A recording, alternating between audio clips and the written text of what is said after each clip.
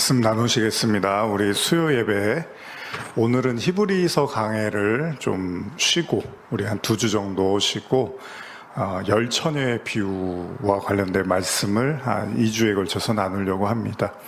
올 5월부터죠. 저희가 히브리서 말씀 나누었는데 아마 지난 시간까지 해서 15번 정도의 강해 설교를 나누었는데 조금 잠깐 쉬어가면서 또 그리고 아울러서 또 우리에게 또 필요한 말씀들, 또 마지막 때를 살아가면서 또 우리의 인생에서 우리의 신앙에서 또 중요한 말씀들을 한번 또 나누는 그런 시간을 가졌으면 좋겠습니다. 그래서 오늘은 다음 주에 걸쳐서 마태복음 25장 1절에서 13절까지 우리 열처녀의 비유 말씀을 함께 나누어 보고자 합니다.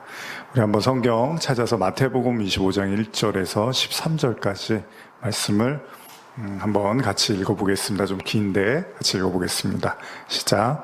그때 천국은 마치 등을 들고 신랑을 맞으러 나간 열처녀와 같다 하리니 그 중에 5은 미련하고 5은 슬기 있는 자라.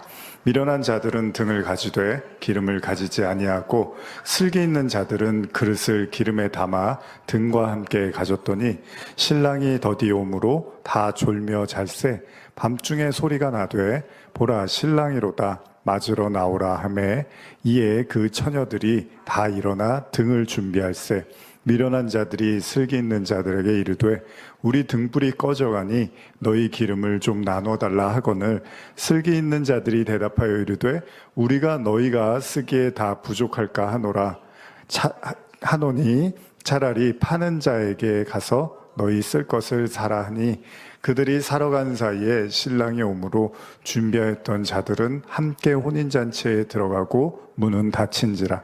그 후에 남은 처녀들이 와서 이르되 주여 주여 우리에게 열어주소서. 대답하여 이르시되 진실로 너희에게 이르노니 내가 너희를 알지 못하노라 하였느니라. 그런즉 깨어 있으라. 너희는 그 날과 그 때를 알지 못하느니라. 아까도 말씀드린 것처럼 우리 이제 히브리서 말씀 아마 오늘 16번째 시간인데 잠깐 저희가 말씀을 좀 쉬어가면서 다른 말씀을 좀 보고 또 이어서 히브리서 말씀을 나눴으면 좋겠습니다. 오늘 이렇게 나누게 되는 열처녀의 비유의 말씀은 사실 제가 요즘 주일에 나누고 있는 주의 강림이 가까우니라와 연관된 말씀이기도 합니다. 그래서 제가 주일에 좀 이 말씀을 나누려다가 수요일로 옮겨서 히브리서를 쉬고 이제 이 말씀을 나누는데 사실 주의 강림이 가까웠느니라 하고도 연결이 된 말씀이기도 하고 아울러서 이제 앞으로 우리가 나누게 될 우리가 7장까지 말씀을 나누는데요. 히브리서 이제 8장의 말씀을 나누기 전에 한 번 정도 또 이 뭔가 예습하는 의미로서 이 말씀을 보는 것도 또 도움이 될 거라고 생각을 합니다. 그러니까 히브리서 말씀하고도 연관성이 있다는 겁니다. 8장의 말씀과도. 그래서 이 말씀을 좀 진지하게 또 한번 나눠보려고 하는데 이 말씀은 제가 2023년도에 말씀을 나눴던 적이 있습니다. 그래서 그때 나눴던 내용들도 제가 함께 또 나눠가면서 이제 좀 뺄 건 빼고 추가로 또 나눌 건 나누면서 이 주간에 걸쳐서 말씀을 나누려고 합니다. 그래서 사실 마태복음 24장, 25장은 마지막 때와 관련된 예수님의 비유로도 가득 차 있다고 해도 과언이 아닌데 그만큼 이제 예수님이 뭐 여러 가지 말씀을 많이 하셨지만 그 깨어 있어야 된다. 마지막 때다. 이런 말씀들도 참 많이 하셨다는 거죠. 그런 의미에서 우리가 또 추수의 때 가을 한번 주님의 말씀들을 좀 진지하게 바라보면서 우리가 정말 깨어 있는가 이런 또 생각하는 시간이 됐으면 좋겠습니다. 자, 우리는 24장에서도 예수님의 말씀 중에 마태복음 24장입니다. 방금 말씀드린 예수님이 이제 마지막 때를 언급하시면서 예언과도 같은 말씀을 하나 볼 수가 있었는데 이전에도 제가 말씀드렸지만 마태복음 24장 1절에서 2절을 보시면 한번 성경 찾았는데 우리 같이 읽어볼까요? 마태복음 24장 1절 2절입니다. 시작.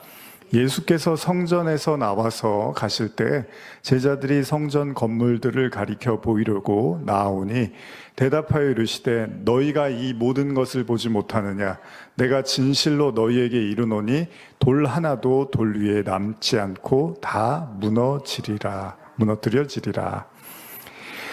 이 말씀 참 유명한 말씀이죠. 예수님이 이 성전을 바라보시면서 하신 말씀인데 이게 굉장히 이제 좀 위험한 발언이기도 합니다. 예수님은 당시에 그 헤롯 왕에 의해서 지어지고 있는 세 번째 성전이라고 말할 수 있는 그 성전이 이제 지어지는 가운데 있었는데 제자들이 아직 완공되지는 않았지만 그 화려한 성전을 아마 예수님께 보여드리고 싶었던 것 같아요. 그래서 예수님한테 이제 저기 성전이 이렇게 화려합니다. 이렇게 이제 이야기를 했겠죠. 근데 예수님이 그 성전을 보고 정말 잘 지었구나. 이제 조금만 있으면 완공이 되겠구나. 이렇게 말씀하신 게 아니라 굉장히 단호하게 차갑게 말씀하시는데 그게 뭡니까? 바로 돌 위에 돌 하나도 돌 위에 남지 않고 모조리 다 무너질 것이다 라는 말씀을 하셨다는 겁니다.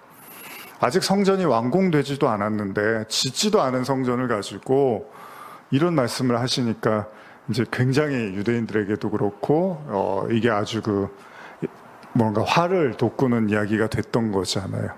사실 당시에 유대인들의 최고의 관심 그건 뭐죠? 성전이란 말이에요. 성전을 짓고 그 안에서 제사 지내고 이게 정말 중요한 건데 그래서 아마 굉장히 열심히 성전 짓는 것에 몰입을 했을 거예요. 근데도 불구하고 예수님이 이렇게 단호하게 말씀을 하셨다는 거죠. 근데 제가 이 말씀을 예전에도 언급했지만 이 말씀을 이제 여러분께 드리는 거는 예수님이 어떤 이제 예언을 한다거나 이제 미래에 대한 말씀을 하시고 여러 가지 많은 이야기를 하잖아요. 근데 마지막 때 얘기하면 사람들이 아니 안 오셨잖아. 아직 2000년 지났는데 예수님 말씀대로 된 게 아니잖아. 이런 이야기들을 하는데 그래서 마치 예수님이 그런 하신 얘기들이 큰 어떤 영향력이 없는 것처럼 그냥 좋은 어떤 구원에 관련된 말씀을 하셨지만 현실적인 어떤 미래에 대한 이야기들은 뭐가 있겠느냐라는 생각을 은연중에 할 수 있는데 지금 이 말씀을 그래서 제가 드리는 건데 예수님이 저 성전이 돌 위에 돌 하나도 남지 않고 무너지겠다고 했잖아요.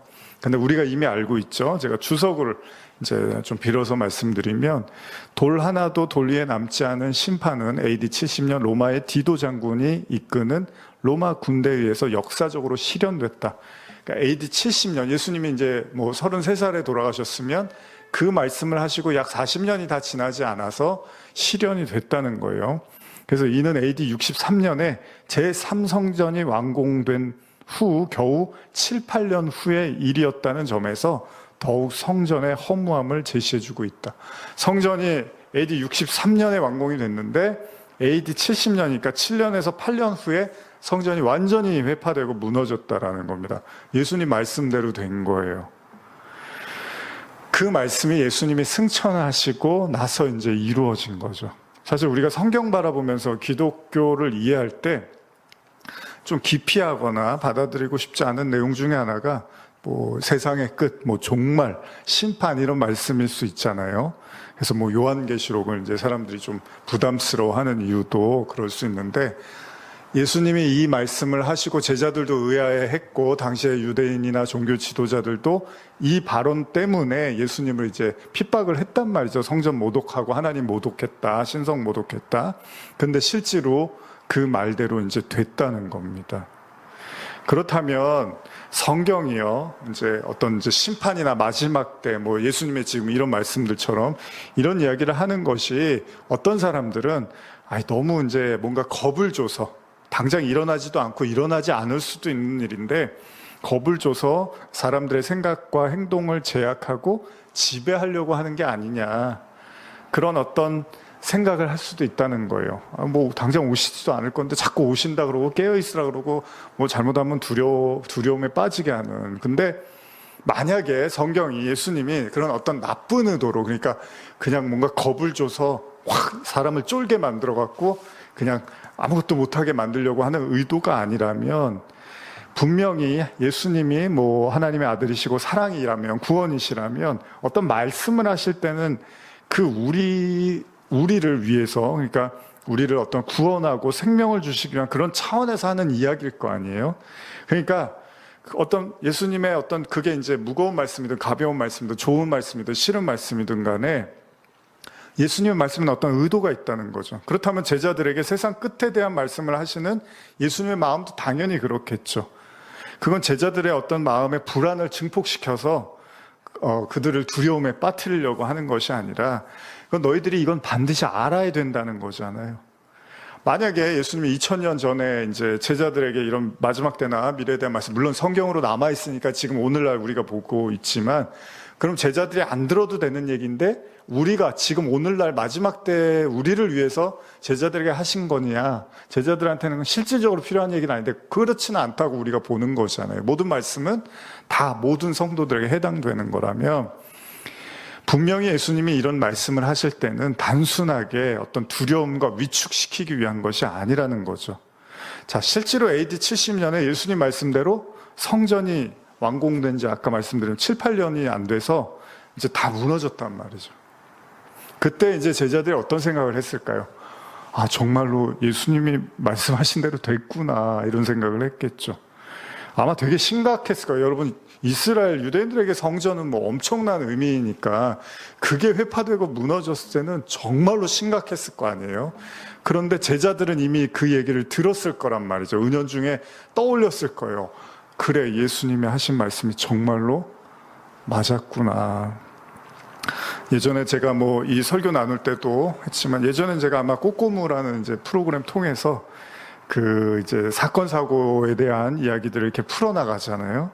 근데 그때도 제가 보면서 좀 이렇게 놀라고 충격받았던 것 중에 하나가 삼풍백화점 붕괴 사고였는데, 이제 최근에 또 다른 이제 OTT에서 이제 그 다큐 시리즈가 나오면서 거기에도 이제 등장을 하더라고요. 그래서 그것도 제가 이렇게 좀 봤었는데, 정말로 이제 참 안타깝죠. 그리고 굉장히 많은 사람들이 목숨을 잃었습니다. 정말 많은 사람들이. 아마 이제 제가 고등학교 때였던 것 같아요. 근데 이제 자세히는 몰랐지만 이제 나중에 우리가 다큐를 보면서 이제 뭐 꼬꼬무라든지 아니면 이제 최근에 저도 그런 다큐를 보면서 좀 더 이제 자세하게 볼 수 있었는데, 제일 안타까운 건 뭐냐면 마지막 순간에 붕괴되기 직전에 결정만 잘했으면, 판단만 잘했으면 대피할 수가 있었는데, 그 마지막 순간의 선택을 끝까지 결국은 그냥 영업을 하는 걸로, 이미 이제 건물은 뭔가 문제가 생기고 어떤 이제 위험한 어떤 상태에 있다라는 것들을 감지를 했음에도 불구하고 마지막 순간에 그래도 그냥 영업을 하는 걸로 결론을 내려서 결국은 이제 엄청난 사람들이 희생을 당하게 됐죠. 그 이제 인터뷰 중에 무너질 때 한 얼마 걸린 것 같냐고 하니까, 그 자리에서 이제 있었던 분이 이제 인터뷰하면서 한 5초요 그러는데 실제로 2초 만에 완전히 무너졌다 그러더라고요. 완전히 무슨 시루떡처럼, 그냥 보통 건물이 무너지면 이렇게 쌓여야 되는데 그냥 이렇게 평평하게 지하까지 이제 꽉 차버린 거죠. 정말로 이제 그 짧은 순간에 그냥 건물이 완전히 무너져 버린 거죠. 어떤 사건이 일어날 때요, 정말 천재지변처럼 예측이 어려운 경우가 있습니다. 그죠? 뭐 지진이라든지 이런 거 우리가 어떻게 예측을 할 수가 없잖아요. 근데 어느 정도 예측이 가능한 경우가 있습니다. 대부분 이제 인재에서 발생하는 사건들은 이런저런 경고가 계속 주어진다는 거예요. 근데 문제는 뭐냐면, 이제 제가 다큐를 보면서도 최근에 이제 다시 그 아까 말한 삼풍백화점 관련 다큐를 보면서도 그 인터뷰하는 분이 그런 얘기를 하죠. 그때랑 지금이랑 변했을까요? 달라졌을까요? 똑같지 않을까요? 이런 얘기를 하는데, 사실 그렇습니다. 사람은 금방 잊어버리고 또 같은 일을 반복하고 같은 실수를 반복하기도 하잖아요. 어느 순간에 잊어버리고 또 무시하기 시작하고 안이하게 대처하기도 하면서 또다시 이제 큰 사건, 사고를 만나게 되기도 하죠. 그런 의미에서 여러분, 예수님이 제자들에게 당신이 알고 있는, 그리고 당신이 말해줄 수 있는 어떤 일들에 대한 경고와 메시지를 던질 때는 그게 제자들이 당장 믿든 안 믿든, 믿음이 가든 안 가든, 이걸 내가 얘기해서 받아들일까 안 받아들일까, 이거가 중요한 게 아니라 예수님은 반드시 이루어질 일이니까 알고 있고 준비해야 된다는 거고, 지금은 안 받아들여도 나중에는 그것들이 생각나고 깨달아질 거라는 차원에서도 말씀을 하겠죠. 그러니까 그런 의미에서 미리 알았다라는 거는 어떤 의미에서는 좀 책임도 있는 거죠. 의무가 있는 거예요. 그것들을 알려줘야 되는 의무가 있는 거죠. 오늘 본문의 마태복음 24장 세상의 종말에 대한 말씀에서 나오는 이 비유, 열처녀의 비유죠. 이거 굉장히 중요한 비유고 제가 계시록 할 때도 많이 반복을 했고 또 예전에도 이제 나누기도 했지만 이 시즌에 제가 왠지 이 말씀이 필요하다는 생각이 들어서 나누는 건데 여러분들도 아마 이 말씀이 나중에 뭐 몇 달이 지나고 뭐 시간이 흐르고 나서 그래서 이 설교를 했나 보다 이런 생각이 드실 수도 있을 거예요. 비유의 내용은 어렵지 않습니다. 혼인을 위해서 신랑이 신부를 데리러 가는 이야기잖아요. 유대 결혼 풍습에는 먼저 양가 부모에 의해서 혼인을 약속하고 그 후에 나가서 나이가 차면은 이제 당사자들이 약혼식을 하게 되는데 그리고 이후에 남편이 신부의 집을 찾아가서 자기의 집으로 데려와서 혼인잔치를 하는데 오늘 본문은 뭐냐면 신부를 찾아올 이제 신랑을 기다리는 열처녀, 들러리이기도 하죠. 이 여인들에 대한 이야기를 하고 있는 거죠. 그러니까 오늘의 본문은 열처녀는 신부에 의해서 혼인잔치에 초대된 여인들로서 이들의 역할은 저녁 무렵부터 등을 들고 나가서 찾아오는 신랑을 마중에서 신부의 집으로 안내하는 역할을 하는 거예요. 근데 이제 그래서 우리가 열처녀의 비유라고 하는데 슬기로운 다섯 처녀, 미련한 다섯 처녀 하는데 이제 이걸 우리가 통틀어서 이제 신랑과 신부의 관계로도 이제 이야기를 하는 거잖아요. 그래서 단순히 들러리 그런 차원이 아니라 이제 신랑과 신부의 혼인으로 우리가 이해를 하는데 문제는 뭐냐면 신랑이 예상했던 시간보다 매우 이제 늦게 오게 된 거죠. 그래서 그 신부를 상징하는 이제 이 처녀들이 졸기 시작을 합니다. 심지어 성경은 뭐라고 하냐면 너무 늦게 와서 다 졸면서 잤다라고까지 기록을 하고 있습니다. 근데 어느 순간에 신랑이 이제 옵니다.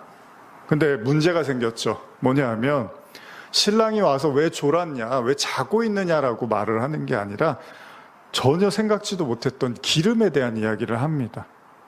다섯 처녀는 기름을 가지고 있어서 등을 켰는데 나머지 다섯 처녀는 기름을 갖고 있지 않았다는 겁니다. 잠에서 깨어난 여인들, 성경에서 슬기로운 건 잤느냐 안 잤느냐가 아니라 졸았느냐 안 졸았느냐가 아니라 기름이 넉넉하게 준비되어 있느냐 그렇지 않느냐라는 이야기를 한다는 겁니다. 그래서 성경이 뭐랍니까? 기름을 준비한 여인들을 슬기로운 처녀, 준비하지 않은 여인들은 미련한 처녀라고 하죠. 이때 기름이 없는 처녀들이 여인들이 말합니다. 우리와 너희가 쓰기에 다 부족할까 하노니 차라리 파는 자들에게 가서 너희 쓸 것을 사라. 그 기름이 없는 자들이 기름이 있는 여인들에게 묻자 여인들이 우리가 다 너희랑 같이 쓸 수가 없다 이거는 그러니까 가서 사와라라고 이야기를 하죠. 이게 어떻게 보면은 이제 사랑의 관점에서는 어떻게 해야 돼요? 나눠줘야 되잖아요. 내가 없어도 저 사람을 주는 게 뭔가 우리가 희생이고 사랑정신이라고 생각을 하잖아요. 근데 여기서는 가차가 없습니다. 우리가 쓸 것도 부족하니까 같이 쓸 수는 없다. 우리 건 우리가 써야 되고 너희 거는 너희가 가지고 와라라고 매몰차게 이야기를 해서 이 미련한 처녀들이 어쩔 수 없게 이제 사러 가는 사이에 문제는 뭐죠? 그때 신랑이 오게 되는 거죠. 이게 참 희한한 비유예요, 이게 사랑의 관점에서 봐야 되는 건가? 아니면 부지런하다는 얘기인가? 근데 또 그러면 자면 안 되는데 잠은 또 다 자고 있어요. 그러면서 뜬금없이 기름을 가지고 이제 얘기를 하는데 기름을 좀 빌려달랬더니 그건 또 안 된다 그러고. 그래서 사러 갔는데 또 마침 그때 신랑이 오고. 그러니까 참 어떻게 보면 묘한 비유이기도 합니다. 근데 신랑이 뭐라고 하냐? 나중에 이제 그 기름을 사러 간 여인들이 이제 간청을 하죠. 우리도 좀 들여 보내달라 혼인잔치라고 하니까 진실로 너희에게 이르노니 내가 너희를 알지 못하노라 이제 이렇게 말을 하면서 이 이야기가 굉장히 뭔가 삭막해지죠. 무서워지는 거예요. 무시무시해지는 거죠. 물론 혼인잔치 못 들어간다고 세상 이런 것처럼 괴로워할 필요는 없습니다.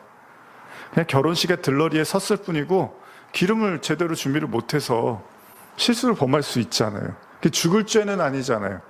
근데 혼인잔치에 못 들어간 게 큰 죄도 잘못이 아닌데 문제는 뭐죠? 이 비유가 결혼식에 못 들어간 여인들에 대한 이야기만 하는 게 아니잖아요. 늦어서 여러분들이 뭐 지하철이나 택시나 버스 타고 가다가 너무 늦어서 결혼식장 갔는데 못 봤어요. 다 끝나버렸어. 그래서 식권도 못 받았어. 그럼 그냥 그러고 마는 거잖아요.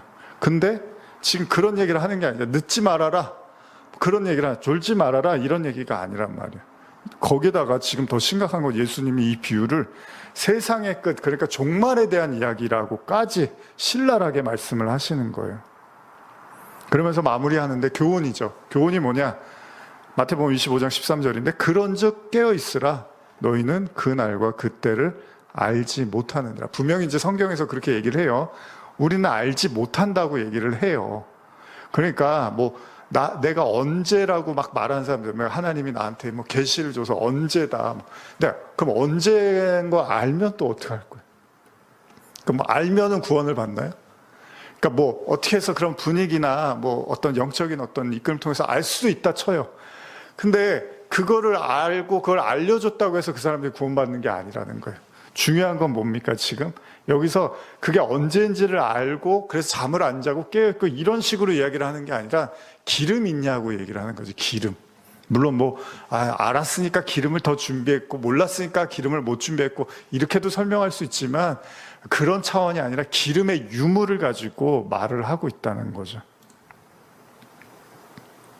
그러니까 막 선지자처럼 막 예언하고 맞아 떨어지고 막 이러면 사람들이 환호하고 열광하는데, 물론 아무래도 그러겠죠. 뭐 무속인들도 그런 거 하니까. 근데 복음은, 구원은 그걸 알았다고 구원받는 게 아니라는 거예요. 그러니까 우리 성도들이 잘 생각해야 되는 게, 그런 게 대단해 보이고, 그러면 예수님이 계속 그런 일만 했을 거예요. 한 명이라도 더 믿게 하려면. 근데 예수님이 그게 아니라고 하는 거죠. 그래서 오병이어도 하시고 바로 피하시고 이런 게 뭔가 신기하고 대단하고 뭐 이런 걸 해서 사람들을 믿게 하는 게 아니라는 거예요. 그게 중요한 게 아니라 복음의 본질, 십자가를 깨닫는 게 중요하다는 거죠. 그러면서 예수님 뭐라 그럽니까? 깨어 있으라라고 이야기를 합니다. 근데 깨어 있었습니까? 안 깨어 있었어요. 다 자고 있었어요. 그러니까 그렇게 해석해도 안 되는 거예요. 이게 잠을 안 자야 된다는 얘기구나. 새벽같이 일어나서 맨날 새벽 예배를 하고 뭔가 부지런하라는 얘기인가 보구나. 아니면 뭐 예배나 이런 거를 빠지지를 말라고 하고 성경을 게을르게 보지 말고. 물론 나쁜 건 아니죠. 당연히 신앙에서 필요한데 이 비유가 지금 그 얘기를 하고 있는 것 같지는 않다는 거예요. 그러면서 예수님이 그 날 때와 시는 알 수 없다, 이렇게 말씀을 하시는 거죠.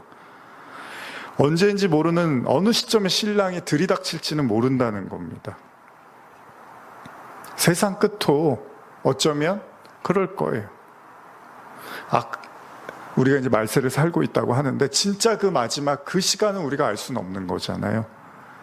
자, 그러면 깨어있으라는 진짜 의미는 또 뭘까? 다시 비유로 돌아가 보면요, 혼인잔치를 기준으로 해서 그 참여한 자와 참여하지 못한 자, 자, 결정적 요소가 아까 기름이라고 했습니다. 기름을 소유했느냐, 소유하지 않았느냐. 졸고 자는 게 문제가 아니었습니다. 깨어 있음의 중요한 요소는 기름이라는 거예요. 그러니까 기름이 있는 사람을 깨어 있다고 하는 거라는 거죠. 주님이 오셨을 때 기름을 가지고 있으면 그 사람이 깨어 있는 거고, 그 사람이 심지어는 신부이고 구원의 잔치에 참여한다는 겁니다. 자, 그럼 기름은 뭘 상징합니까? 뭐 이미 많이 나눴고 저도 많이 얘기했지만 성경에서 기름은요, 신약으로 넘어오면서 이제 구약에서는 기름 부으심이라고 하죠. 그래서 왕들이나 이제 하나님의 사람들을 이렇게 기름 붓잖아요. 실제로 이제 기름을 바르기도 하죠. 근데 신약에 넘어오면서는 그 기름이 이제 성령을 의미하는 그 성령의 기름, 이렇게 이제 우리가 이해하기도 한다는 거죠. 그래서 성령을 우리가 이제 기름으로 많이 연관지어서 생각을 하는데, 그런 의미에서 보면 성령의 내주하심, 성령이 그와 함께 하시는가, 그렇지 않은가, 뭐 이런 관점에서도 이해할 수 있습니다. 근데 중요한 건 뭐예요? 그냥 뭐 내주하시나 봐, 안 하시나 봐. 지금 성경이 그런 게 아니라 기름이 없으면 잔치에 못 들어간다고 했으니까 그게 이렇게 간단한 얘기는 아니라는 거잖아요. 그래서 이 부분을 막 많은 목회자들이 이제 설교를 하고 다양한 해석을 내놓고 있는데 어쨌든 애매모호하게 여러분들도 느껴질 수 있다는 거죠. 자, 한번 생각해 보면 오늘 본문의 시작은 천국이 신랑을 맞이하기 위한 열 처녀와 같다고 시작을 하는데, 물론 열 처녀가 신부가 아닌 들러리로도 이해를 하고 있지만 어쨌든 간에 큰 관점에서 보면 열 처녀는 우리와 관련된 이야기고, 또 우리가 바로 신랑이신 예수님을 기다리는 신부이기도 하니까 이제 우리를 접목시켜도 큰 문제가 되지는 않는다는 거죠. 자, 그러면 신앙인들은 바로 신랑 되시는 주님을 사모하는 마음으로 이제 신앙생활을 하는 거죠. 우리가 신앙생활을 하는 건 하나님을 기다리고 사랑하고 더 알고 싶고 만나고 싶고 가까워지고자 하는, 계속 제가 나누고 있지만 결국은 혼인에 이르는 것이 신앙의 궁극적 목적이라는 겁니다. 그런 차원에서 이 비유에 나타난 신랑을 기다리는 열 처녀가 지금 다 같은 마음으로 기다리는 걸로 보여요. 문제는 이제 더디게 왔다는 거잖아요. 기다림에 지친 여인들이 모두 졸게 되고 잠이 들었습니다. 결국 뭐죠? 아무리 사랑해도 피곤하면 지칠 수 있다는 겁니다. 사랑해도 기다리다 보면 힘도 들고 지치기도 하고 그러다 보면 잠들기도 한다는 거예요. 그러니까 신앙이 항상 좋을 수만은 없는 거예요. 인간이 어려움이 찾아오고 고된 현실이 오면 지치고 피곤하면 잠들 수도 있다는 거예요. 다행히도 잠들었던 것을 가지고 꾸짖는 게 아니기 때문에 우리가 내가 너무 신앙이 너무 이렇게 해이해졌나 봐. 근데 그럴 수 있어요. 그렇다고 권장하는 건 아니지만 약해질 때도 있고 신앙이 또 강해질 때도 있는 거죠. 그런데 신랑이 왔을 때 이제 슬기로운 처녀들이 기름을 켜서 등을 킵니다. 그런데 기름이 없는 이제 여인들은 불을 못 켜니까 신랑을 이제 못 알아보게 되는 거죠. 그리고 신랑은 불을 킨 여인들만 받아들입니다. 여러 가지로 제가 설교할 수 있는데, 일단 문제는 뭐냐면 열 처녀가 같이 기다렸는데 다섯 처녀는 주님이 내가 너희를 안다고 하면서 잔치에, 이제 혼인잔치에 불러들였어요. 그런데 나머지 다섯 처녀는 나는 너희를 도무지 모른다라고 말씀을 하십니다. 이 말씀하면 우리가 떠오르는 자주 보는 구절 중에 하나가 나더러 주여 주여 하는 자마다 다 천국에 들어갈 것이 아니오, 이런 말씀 있죠. 그러니까 아버지의 뜻대로 하는 자가 들어간다. 그러니까 자신들이 어떤 해낸 업적들, 선지자 노릇, 귀신 쫓아내고 예언하고 이런 거 얘기하니까 그때도 예수님이 뭐라 그러죠? 나는 너희를 도무지 알지 못해, 이런 얘기를 한다는 거예요. 그러니까 이게 이제 중요한 건데, 분명히 열 처녀가 같이 예수님을 기다렸는데, 그래서 그 미련한 처녀들도 나는 예수님을 기다렸다고 생각하는데 예수님은 너와 나는 무관한 사람이라고 이야기를 하고 있다는 거예요. 나는 그를 사랑한다고 생각했는데 그는 나에 대해서 전혀 마음을 두지 않고 있더라는 겁니다. 그러니까 이게 무서운 거잖아요. 신앙을 열심히 10명이 했는데 5명은 예수님이 인정해주고 받아주고 사랑한다고 하는데 5명은 모른다고 하고 사랑하지 않는다고 하고 받아주지 않는다는 거예요. 근데 중요한 건 행위의 문제가 아니었다는 거예요. 뭘 하고 있느냐가 아니라 소위 성령의 문제니까 이제 이걸 우리가 좀 더 확대 해석하면 마음의 문제라고도 볼 수 있는 거죠. 무슨 말이냐면요, 여러분. 그 열 처녀가 다 진심으로 예수님을 기다리고 사랑했다면 예수님이 모른다고 할 수 있었겠냐는 거예요, 과연. 5처녀에게. 근데 분명히 예수님이 그렇게 말씀하신 데에는 이유가 있지 않았겠냐는 거예요. 다 졸고 자기는 매 한 가지인데 왜 누군가한테는 그 신앙과 기다림을 인정해주고 왜 누구의 신앙은 그리고 그 기름 없음에 대해서는 인정해주지 않느냐는 거예요. 굉장히 냉정하고 무서운 비유일 수도 있습니다. 어쩌면 슬기로운 처녀는 비가 오나 눈이 오나 변심하지 않는 마음으로 기다렸고, 미련한 처녀는 이런 생각을 할 수 있어요. 자기 멋대로 살다가 신랑이 오는 타이밍을 놓쳤던 건 아닌가. 근데 그것도 아니에요. 지금 둘 다 간절한 마음으로 신랑을 기다렸다는 거예요. 그렇다면 준비성을 철저히 한, 그러니까 좀 더 여분의 기름을 가지고 기다린 여인들, 신랑이 늦게까지 올 걸 예상하고 준비한 그런 여인들은 구원의 대상이 될 수 있지만 준비성이 없으니까 요 정도면 되겠지, 이 정도면은 신랑이 오겠지라고 생각한 여인들은 구원을 못 받는 건가? 그러니까 이 얘기가 준비를 철저히 하라는 얘기인가? 뭐 그렇게 이해를 해야 되나? 뭐 이런 생각도 할 수 있을 거 아니에요? 어차피 시작할 때 등불은 다 같이 갖고 있었을 거예요. 근데 문제는 어느 등불은 꺼졌고 시간이 흐르니까 어느 등불은 꺼지지가 않았다는 거죠. 제가 오늘 뭐 알곡과 가라지 뭐 이렇게 말씀을 좀 준비하다 왔는데 뭐 이렇게도 이해할 수 있어요. 하나님이 밭에다가 알곡을 이제 심었어요. 그러니까 좋은 이제 씨앗을 뿌렸는데 나중에 보니까 나쁜 씨앗이 가라지가 뿌려져 있는 거예요. 그래서 종들이 주인님 언제 이렇게 나쁜 씨앗이 뿌려졌는지 모르겠습니다라고 하죠. 그랬더니 이거는 아마 밤새 마귀가 와서 여기다 뿌린 것 같다. 그러니까 종들이 그러면 가라지를 다 뽑아버릴까요? 그랬더니 주인이 뭐라 그러냐면 아니다, 그냥 둬라. 이게 가라지를 뽑다가 알곡을 같이 뽑을 수 있으니까 그냥 남겨두라, 그냥 둬라. 그러면 나중에 이제 열매를 맺을 거 아니에요. 그때 가면 이제 알곡과 가라지가 구분이 될 때니까 그때 내가 심판할 거야 라고 말씀을 하시죠. 그런 차원에서 보면요, 여러분, 이 본문이 참 어떻게 보면 난해하고 어려울 수 있는데 알곡과 가라지의 비유하고 연결을 해보면 알곡과 가라지를 바로 뽑지 않는 이유 중에 하나는 또 그런 게 있습니다. 비슷비슷하다는 거예요. 자라날 때는 이게 알곡인지 가라지인지 잘 구분이 잘 안 간다는 거예요.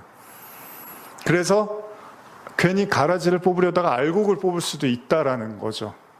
무슨 제가 말씀을 드리냐면, 근데 언제 알게 되죠? 시간이 지나면. 그래서 예수님이 뭐라 하냐면 열매로 그 사람을 알지니 그런단 말이에요. 그 씨가 뭔지는 당연히 열매를 통해서 알죠. 그러면 그 열처녀의 비유에서의 기름의 이야기도 그런 관점으로 볼 수도 있다는 거죠. 이 기름이 원래 꺼지지 않아야 되는 기름을 가지고 있어야 되는데 중간에 꺼지는 기름을 갖고 있다는 건 기름이 모자랐다는 얘기가 아니라 애초에 그것은 잘못된 기름이었을 수도 있다는 거죠. 그래서 이 처녀들이 빌려달라고 할 때 그거 한번 가서 사와봐라는 얘기를 하는 것도 굉장히 심오한 얘기가, 그건 살 수 있는 게 아니잖아요. 그 사도행전인가 보면은 그 마술사 시몬인가요? 성령, 제자들이 막 성령, 안수를 하니까 성령이 임하니까 어떻게 하죠? 가서 그걸 이렇게 보고 그걸 나한테 좀 능력을 팔라고 하죠. 돈을 주고 살려고 해요, 성령의 능력을. 그랬다가 아주 베드로인가에게 엄청 혼이 나죠. 거의 뭐 저주에 가까운 말을 듣게 되죠. 근데 지금 여기도 보면 기름이 성령을 상징한다면 마치 그 미련한 처녀들은 이걸 가서 살 수 있는 것으로 생각을 했다면 그 자체가 이미 그 기름이 잘못된 기름을 갖고 있었을 수도 있다는 거죠. 근데 그게 언제 나타나냐면, 왜 그러니까 신랑이 늦게 오냐 하면 일부러 늦게 온 거예요. 왜 늦게 왔냐면 그들이 갖고 있는 기름이 진짜인지 가짜인지가 판결이 날 때. 그래서 알곡과 가라지도 보면 그냥 주님이 그냥 두라고 해요. 그러다가 나중에 이제 그 열매가 나올 때 내가 알곡은 곳간에, 그리고 가라지는 불을 태워버릴 거다, 이렇게 얘기를 한단 말이죠. 그런 관점에서 이해한다면 결국은 단순하게 기름을 준비성이 철저하느냐 안 하느냐 이런 차원이 아닐 수 있다는 겁니다. 제가 예전에 운전하다가 이제 그 초기에는 뭐 기름을 많이 넣고 다니지는 않았어요. 뭐 주머니도 그렇게 넉넉하지도 않았고 해서 기름을 한 반 정도 조금 넘게 이제 넣고 다니다 보면 이 동네 같은 데 다닐 때는 괜찮은데 좀 멀리 나가고 이러면 이제 기름이 이렇게 약간 이제 불안불안한 느낌이 들 때가 있는 거죠. 근데 조금 멀리 나갔는데 실제로 이제 경고등이 뜨는 경우들이 좀 있었어요. 그러면 어떻게 하죠? 신경이 온통 거기에다 쓰이는 거죠. 거기에 뭐 가족도 타고 아니면은 뭐 친척이나 뭐 친구나 다른 이제 어르신들이 타거나 이러면 더 신경이 쓰이는 거잖아요. 그러니까 그럴 때 이제 기름을 많이 넣고 운전을 해야 되는데, 어쨌든 간에 그런 경고등이 켰는데 주유소가 또 마침 멀어요. 아니면 고속도로거나 차가 막히거나. 그러면 어떻게 하죠? 이게 기름이 이제 다 이렇게 다 써버리면 안 되니까 이제 만약에 더우면 에어컨을 켜지만 그때는 에어컨도 꺼야 되고 뭔가 짐도 이제 적게 실어야 되고 하여간 효율적인 브레이크도 살살 밟고 뭐 악셀도 살살 밟고 그런 운동을 해야 돼, 그런 이제 노력을 해야 되잖아요. 만약에 그렇게 신경 쓰지 않고 모르겠어 그냥 달려버리면 이제 차가 딱 서버린단 말이죠. 우리가 갑작스러운 위기의 순간을 당하면 혹은 생각지도 못했던 사건 사고가 일어나게 되면 우리는 최대한 불필요한 걸 포기하고 정말 있어야 될 것만 이제 거기에만 집중하게 되는 거잖아요.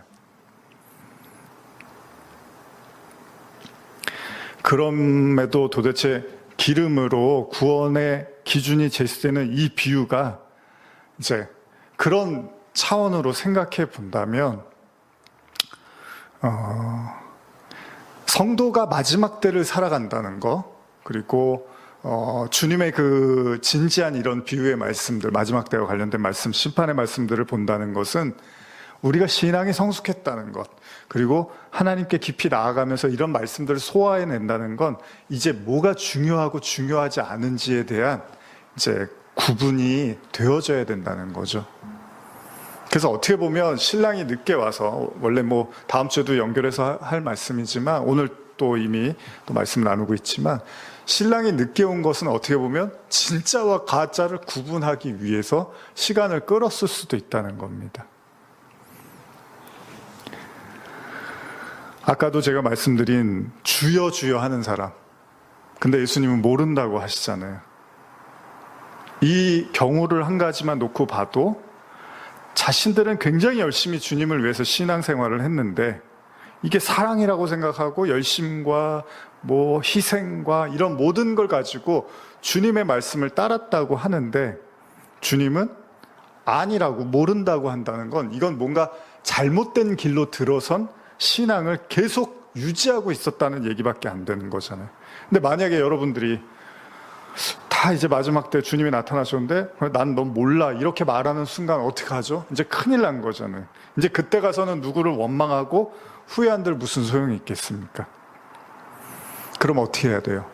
지금 이 순간에 주님이 다 말씀해 놓으신 그 이야기들을 진지하게 보면 되는 거죠. 어떤 재난이 일어나기 전에 나타났던 그 사인들, 그 형상들에 대해서 주목하고 집중해서 보면 그 재난들을 최대한 막을 수 있는 것처럼 예수님이 마지막 때에 대한 이런 말씀들, 경고, 심판, 이런 말씀들을 하신 것에 대해서 주목을 하고 지켜볼 필요가 있다는 거죠. 물론 뭐 이 세상이 안 끝났으니까 앞으로도 안 끝나겠죠라고 생각할 수는 있지만, 제가 누누이 말씀드리지만 우리 인생은 모른다는 겁니다. 우리의 인생이 다른 사람들처럼 평균 수명을 살 수도 있지만 그렇지 않을 수도 있는 거고, 그건 누구도 장담할 수가 없어요. 그런 관점에서 보면 어쩌면 우리는 매 순간 마지막 시간을 살고 있는지도 모르는 거죠. 왜? 모르니까. 지금 건강하다고 내일도 건강할 거라고 보장할 수는 없다는 거예요. 그럼 주님이 더 잘 아시잖아요, 그런 걸. 그러니까 주님이 제자들에게도 누누이 말씀하시는 거죠. 그 신앙의 진지함과 심판, 꼭 마지막 때만 심판받는 게 아니잖아요. 우리의 인생의 끝에서도 심판이 찾아오니까 이건 같은 얘기예요, 사실은. 근데 이거를 뭐 기독교는 마지막 때 자꾸 하는데 맨날 종말 얘기하고, 아니요, 모든 인생에게 찾아오는 종말도 같이 주님이 말씀을 하시는 거죠. 근데 그렇게 죽어라 열심히 했는데 주님이 모른다, 열처녀의 비유처럼 나는 너희를 도무지 모른다 그러면 이제 이건 어떻게 할 거냐는 거예요.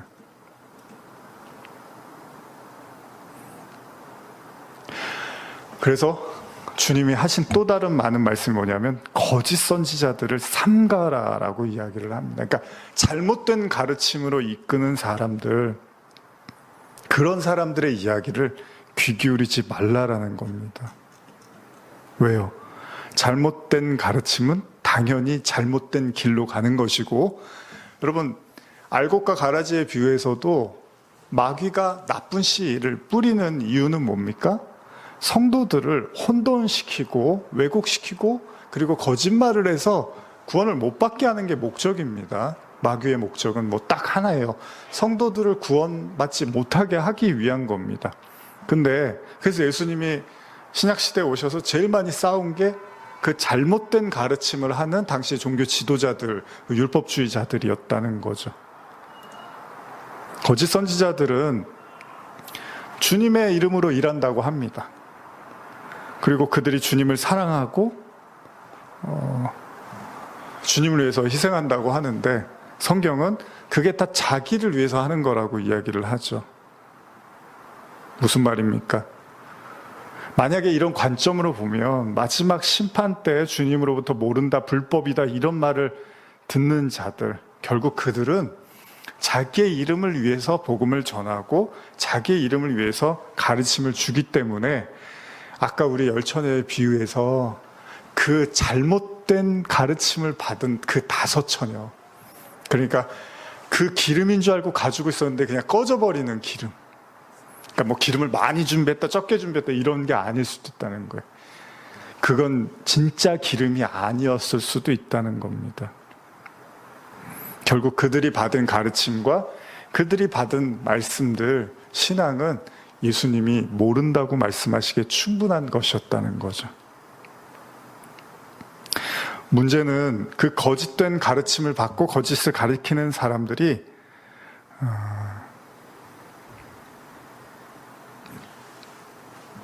너무나 자연스럽게, 예수님 당시에도 그런 것처럼 너무나 많은 사람들에게 자연스럽게 이게 구원이다, 너희들은 이미 구원 받았어, 아무 문제 없어라고 이야기해 주다 보니까 나중에는 예수님이 오히려 죽임을 당하는, 공경에 처하는 상황까지